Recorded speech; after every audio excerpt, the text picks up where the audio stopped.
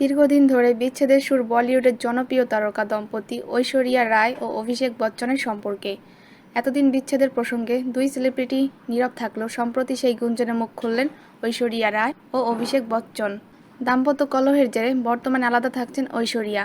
তবে একমাত্র মেয়ে আরাধ্য বচ্চনকে নিয়ে আলাদা থাকলেও প্রায় বিভিন্ন সামাজিক অনুষ্ঠানে অভিষেকের সঙ্গে দেখা হলে আলোচনায় সামিল হতে দেখা যায় তাকে।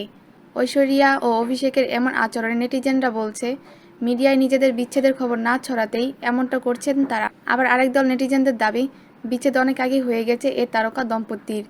এমন গুঞ্জনে যখন তোলপাড় বলিউড শোবিজ অঙ্গন, তখন অভিষেক ও ঐশ্বরিয়ার কেউই এ বিষয়ে কোনো মন্তব্য করেননি।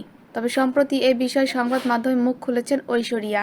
ভারতীয় সংবাদ মাধ্যম টাইমস অব ইন্ডিয়া ও সংবাদ প্রতিবেদনের একটি প্রতিবেদন থেকে জানা যায়, সম্প্রতি নেটপাড়ায় ভাইরাল হয়েছে ঐশ্বরিয়ার একটি বিশেষ সাক্ষাৎকারের ভিডিও। ভাইরাল ভিডিওতে ঐশ্বরিয়া বলেন, কোনো মতেই অভিনয় ছাড়ছি না, এমনকি সংসারও নয়, কেননা দুটোই আমার জন্য সমান গুরুত্বপূর্ণ, দুটোই আমার কাছে মূল্যবানও। অতীতেও একই কথা বলেছিলেন ঐশ্বরিয়া।